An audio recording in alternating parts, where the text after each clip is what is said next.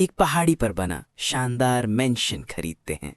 लेकिन उन्हें नहीं पता था, इस घर में अब तक जितने भी लोग रहे हैं सब मारे जा चुके हैं।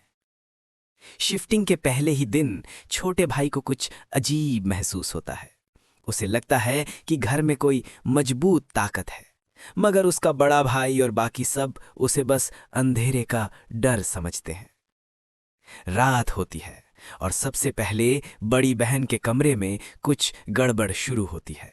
टीवी अपने आप चालू हो जाता है। वो उसे बंद करती है और फिर से सो जाती है। लेकिन जैसे ही वो करवट लेती है, उसके पीछे एक काला साया खड़ा होता है। अगली सुबह सब लोग नाश्ते पर मिलते हैं। बहन कुछ अजीब लगती है, लेकिन सब सोचते हैं कि वो बस थकी हुई है। धीरे धीरे घर का माहौल बदलने लगता है। छोटे भाई को बार बार नींद में कुछ महसूस होने लगता है, जैसे कोई उसकी ऊर्जा खींच रहा हो।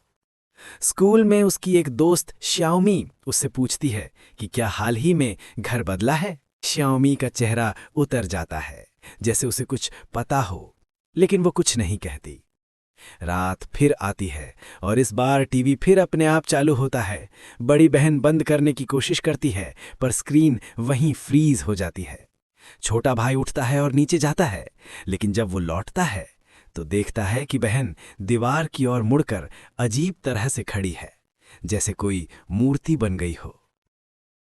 वो डर जाता है और अचानक बहन अपना सिर जोर से दीवार पर मारने लगती है। पूरा परिवार जाग जाता है। अफरा तफरी मच जाती है, लेकिन कुछ ही पलों में बहन फिर से सामान्य हो जाती है, जैसे उसे कुछ याद ही ना हो। बस एक व्यक्ति सब कुछ देखती है, दादी। उनका पलंग शीशे के सामने है और उस शीशे में उन्हें दिखता है एक विशाल काला साया जो बहन के पीछे खड़ा है। दादी कुछ पल के लिए होश में आती हैं, पर डर से फिर बेहोश हो जाती हैं। अगले दिन छोटा भाई फिर श्याओमी से पूछता है, तुम्हें क्या पता है इस घर के बारे में? लेकिन वो अब भी कुछ नहीं बताती। घर लौटते वक्त पड़ोसी उससे लौटते हैं और पूछते हैं, क्या तुम्हारे घर में कुछ अजीब हुआ है? और फिर रात के 4 बजे पापा एक डरावने सपने से जागते हैं। वो बाहर निकलते हैं और देखते हैं कि बड़ी बहन का कमरा खुला है।